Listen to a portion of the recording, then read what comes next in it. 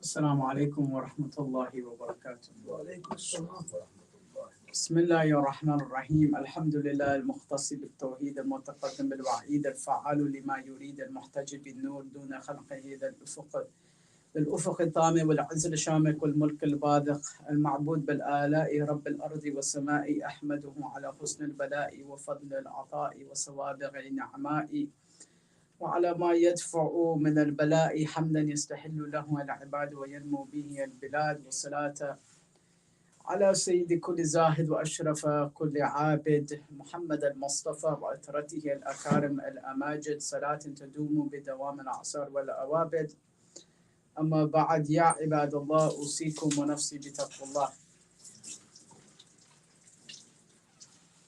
I want to begin with a verse from Surah Hud, ayah 15, where Allah subhanahu wa ta'ala tells us, من كان يريد الحياة الدنيا وزينتها نوفي إليهم أعمالهم فيها وما هم فيها لا يبخسون. Allah subhanahu wa ta'ala, interestingly, in Surah Hud, mentions that whoever desires this world, that is at the exclusion of the akhirah, of course, right? Whoever becomes so attached to this world, things of this world, that is things that are not connected to Allah subhanahu wa ta'ala, and especially the dazzling, the zinat of this world, Allah says, okay, if you want to work for the sake of this world, then whatever you do will be left in this world. نُوَفِّي إِلَيْهِمْ أَعْمَالُهُمْ. We will make sure that whatever they do in this world, let's say it's even a good thing, but for the sake of this world, not for the sake of Allah subhanahu wa ta'ala, then they'll get the reward here. But they will have no share in the next world. So they have to decide what they want to do. What do they want? Allah subhanahu wa ta'ala puts that question up front, or that proposition up front. Okay. If that's the choice that you choose to make, then you have to live with that choice. So, when we make a choice to live a simpler life or a more streamlined life and activate that potential within us to serve the deen, to serve humanity for the sake of Allah, to seek the pleasure of Allah, the rida of Allah subhanahu wa ta'ala, this requires patience, this requires forbearance, because patience is required especially when you have to sacrifice something for something else. When you have to sacrifice something for a greater good. For example, I'll give you a very simple example. Families can choose the kind of lifestyle that they want to live. I was just speaking to a doctor in the car about how expensive the lifestyle is, or the standard of living in cities like Toronto.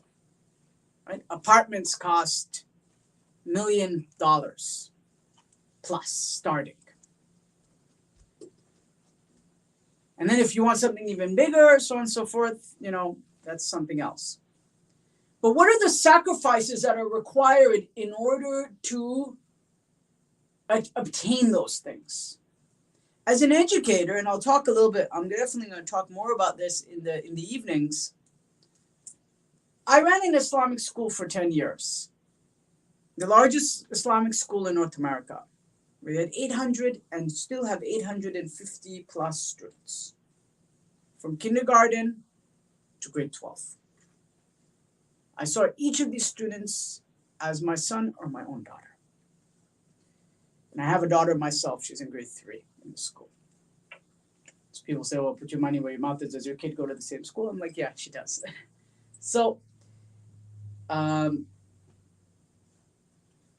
And one of the number one problems that I would find is because as we chase after more and more, we realize that sacrifices have to be made. And in households where both parents are engaged full time and are driven, profoundly driven towards certain material goals that they wish to achieve, at the exclusion of the Islamic education or identity of their children, I would say probably in 7 out of 10 cases, those children have negative outcomes spiritually. This is a statistics. That's a reality. I'm not saying people don't work, and I'm not saying that both couples should not have interests and educational interests and things. That's not what I'm saying. But if two people choose to chase after the zenith of this world, something has to give. Achieving spiritual enlightenment and closeness to Ahlul Bayt, a closeness that is worth mentioning. What do I mean closeness that is worth mentioning? A closeness to the Ahlul Bayt alayhim as-salam through our actions, through living a life of faith, through acting out a life of faith, through manifesting that love for the Ahlul Bayt through our lifestyle, through the lifestyle that we choose to live, right? This requires sabr. And it requires one person, and Islam in general has put the burden on the husband to pursue material wealth for the sake of the family. It's not saying that women cannot work. I mean, we have women have owned businesses in Iraq. Say that Khadija was a businesswoman, so I'm not saying that. But it will require one person to step just a little back, not full, from seeking the zenith of this world. That is zenith meaning the material possessions of this world. It's not to say to not be educated, not pursue educational pursuits, no. But if both people are going towards the zenith of this world, the glitter of this world, I can almost, and again, it's not guaranteed, but I can almost assure you that there is extremely high chances of negative outcome when it comes to the spiritual and identity and the wilayat that child will have towards the Ahlul Bayt and Islam. This is just statistics. People can take what they want from it, they can eat it, they can digest it as they want. This is a statistics, this is a reality. And I think the problem is that most people, as human beings, it's just like when it's like, why do many men, especially, or even women, don't go for physical? They don't go for physical because they ultimately don't want to know what the doctor has to say. They may be pre-diabetic, but they don't really want to know. I'm enjoying as I am. I don't want to know the statistics that if I continue living my life in the way that I'm living my children, this will be a negative outcome. I was just telling doctor that, I was speaking to someone else, rather, to his son. Of all the nikahs that I performed, we have a huge community in Toronto, probably one of the largest Shia communities in North America after Dearborn, Michigan. Massive. We have about 25 Shia centers in the city. Just in one center, we have 6,000 easy. 10,000 Ashura. Of all the nikahs I recited this summer in the community, particularly in the Indo-Pakistani Khoja community, 50% of those nikahs were with non-Muslims or with people that just became Muslim at the last second, just for the purpose of marriage. I'm not saying that, that I myself became a Muslim when I was 20 years old. So there's nothing against converts. And then they're almost guaranteed. Now, on top of that, let's say that both of them cannot invest enough time for the spiritual development of the children. So now they're handicapped from two sides, because they have one person who's just become a Muslim, is learning about Islam, the very basics, and they want to have children with that person, and I mean, that's going to be difficult. And then on top of that, both want to pursue full blast, fifth gear, full speed, a material wealth-based career. You tell me, what will the results be? Who will succeed these Imam Barkas and these Hussainiyat and these masajid and these Islamic institutions? What will they look like in 25 years? What will they look like in 15 years? The Prophet has said, فَمَا وَجَدْتُ مَنْ يَدْخُلُونَ الْجَنَّةِ إِلَّا صَابِرُونَ. The Prophet has said that I have not found anyone that enters heaven except that they are among the sabirun, the patient ones. The sabirun are those who understand that if they want to achieve certain results and for the sake of Allah, it requires sabr. Sabr requires sacrifice. We can't have our cake and eat it too, as the saying goes. It's like we can't live a sedentary lifestyle, consume constantly refined carbohydrates and sugars, and then not expect to get sick. It is a biological, nearly, not impossible, not guaranteed, nearly a biological inevitability that this person will get sick. They have some kind of disease. The same applies to our soul. But somehow when it comes to that, nobody wants to be told, oh no, how dare you tell me you're cramping up on my freedom. But we'll take it from our physician. We'll sign up for that gym membership. Although most people, I think, they're saying like 70% of people end up failing on that gym membership anyways. They end up buying it and never use it. That's a different story. They're just good at watching YouTube videos about getting fit, right? Instagram health recipes, but then don't apply it to themselves. But somehow when it comes to deen, people feel I'm being extreme. Someone like me would come and give a speech like this, and he's insulting or saying something that is controversial. I don't know. I don't know what the sensitivities are in this community. I'm not sure to these things. Because people don't want to hear the truth. They want to have their cake and eat it too. They want the whole pie. Human beings, by their nature, without God, without attachment to the Allah, to deen, to madhab, to sharia, to the borders that Allah has given us, they will always want more and more and more. They will never be happy. They will want everything to cater to them.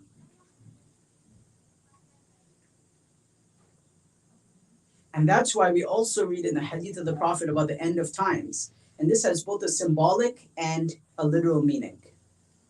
And I won't go too much longer here. So I know it's a working day. People have to go back to work. The Prophet says at the end of time, what will be one of the signs of the ends of time? يَظْهَرُ فِيهِمْ السِّمَنُ, that obesity will appear. Interesting. Obesity will appear towards the end of days. But interestingly enough, when we go deeper into the ahadith about obesity, it's not simply about, or just get on that diet. It's not about the diet per se, but just simply, just changing your food habits. It's about an entire way of understanding the world. Why? When we go to another tradition of Imam as-Sadiq, who uses a similar word connected to obesity, what does the Imam say, alayhi salam? He says, وَرَأَيْتَ الرِّجَالِ يَتَسَمَّنُونَ لِلرِّجَالِ وَالنِّسَاءِ لِلنِّسَاءِ. That interestingly here, this is fascinating, that the word for obesity is also connected to the word about bragging about things that you don't actually have. It's a life of excess, but it's a life of excess built on zero foundations. For example, I remember I was with a friend of mine, and we were outside one of the Islamic centers, big Islamic center in North America, huge.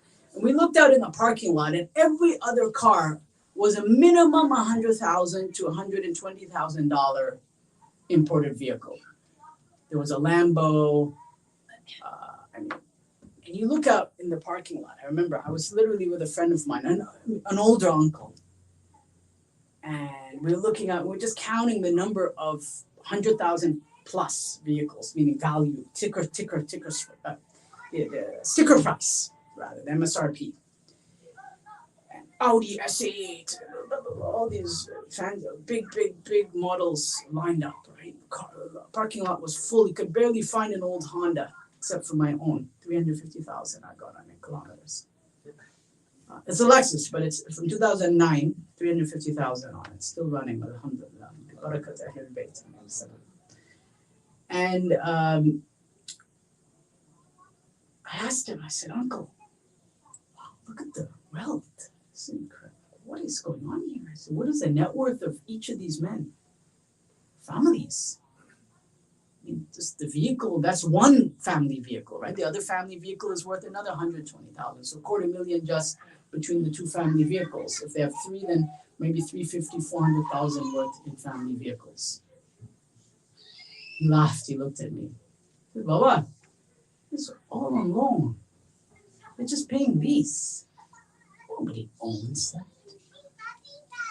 Maybe 1 out of every 10 own it. It's all lease. It's not real wealth. They don't own the underlying asset. This is what Imam Sadiq is saying, that men will brag and women will brag to each other and men will brag, yatasammanun. They'll pretend to be big. In reality, they're very little. That obesity is not only a physical crisis, it's a crisis of the self. It is completely living in an alternate created reality. That they're living their life outside of a reality in some kind of fantasy land. Darul Ghurur, Quran says, in this abode of delusion. Somehow they think that that unhealthy spiritual life or unhealthy physical life will never catch up with them. And then they build their life on a house of cards, like a house of cards. Loan after loan after loan after credit after credit after credit. Right, I was just reading that Elon Musk owes the bank something like $44 billion. Apparently he can't even pay it back. There's some problems. The banks are getting jittery now because X is doing terrible since he took over. It's all on loans, right? He didn't pay $44 billion for the company. So people brag a lot about things, and in reality, they don't own the underlying asset. It's all a game. It's a show. It's pageantry. And the problem is when human beings live this kind of life, they're in big trouble. And those signs will manifest physically within them through sickness, obesity, as the Prophet says, and an obesity of ego. Obesity of soul. A spiritual obesity. This is what Imam Sadiq is referring to. The Arabic language is extremely deep. Just from siman and yatasamman, there's so much to be discussed. Right? It's a derivative of the word because Arabic goes according to patterns, awzan and asraf, or tasrif, the morphology of Arabic. بسم الله الرحمن الرحيم والعصر إن الإنسان لفي خسر إلا الذين آمنوا وعملوا الصالحات وتواصوا بالحق وتواصوا بالصبر. اللهم صل على محمد وآل محمد. اللهم صل على محمد وآل محمد. اللهم صل على محمد وآل محمد وعجل فرجهم. بسم الله الرحمن الرحيم. الحمد لله رب العالمين وصلى الله على سيدنا محمد وآله الطيبين الطاهرين. And then I will continue with the Prophet's hadith now about the end of times. I'll just wrap up in a few minutes here. And I'll just end off with a couple of points. The Prophet says, muharabihim nisa'ahum. Inshallah, in the evening I plan to discuss a little bit more of this over the nights. وَشَرَفُهُمْ دَرَاهِمْ وَدَنَانِيرٌ. And who these people at the end of times, their fighters will be their women. The men will become lazy, incapable of fighting. Muharabihim nisa'ahum. Their women will fight their battles for them. And their honor will be in their dirham and the dinar. This currency, monetary currency. وَشَرَفُهُمْ دَرَاهِمْ وَدَنَانِيرٌ. Wow. So they'll sit at home, collecting both spiritual and physical obesity, and they'll expect their women to fight for them.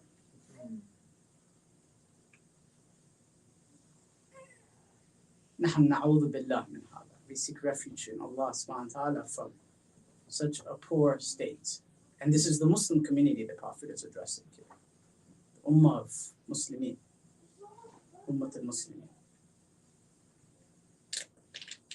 And on that same note, Amir al-Mu'mineen says about the end of times, he says, Imam Sadiq and Amir al-Mu'mineen, وَرَأَيْتَ الْمَلَاهِكَ ظَهَرَتْ يَمُرُّ بِهَا لَا يَمْنَعُهَا أَحَدٌ أَحَدًا.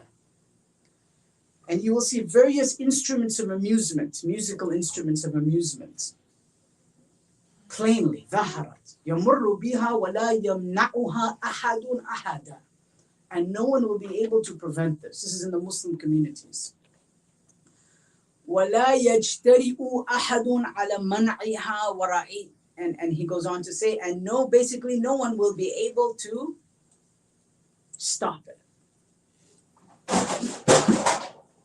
That these practices, which were associated mostly with pre-Islamic cultures and the Christians, will become adopted by the Muslims. And the situation will become such that no one will be able to even say anything to another Muslim about this. They won't be able to prevent it, to stop it. Because if they do, they'll be either be killed or ostracized or considered an extremist. How amazing. The Prophet, Imam Ali, Imam Sadiq foresaw these days coming. Aren't we in those days now? So what's the solution? It's no solution. These are social realities. But the only thing the Prophet says that you can hang on to in this time is to hang on to your families. Return to your families. That's the whole place where you can have some effect at least. Wider ummah. These are big things. I'm not saying not to think of that, but if the mu'min can at least focus on their own ahl, on their own family, this is something that they can do. And they should know that if they feel gharib, فَطُوبَى لِلْغُرَبَاءِ Al-Islam بَدَأَ غَرِيبًا وَسَيَعُودُ غَرِيبًا. The Prophet says that blessed are the ghuraba, فَطُوبَى لِلْغُرَبَاءِ. Blessed are the estranged, because Islam began estranged and will return to an estranged state. بدأ الإسلام غريبا وسيعود غريبا. This is the only solace. And going back to the beginning, as the Prophet says, that I have not seen anyone enter heaven, or don't know of anyone who enters heaven, إِلَّا صَابِرٌ. Except those who are patient, meaning that they're ready to sacrifice something for the sake of their spiritual connection with Allah.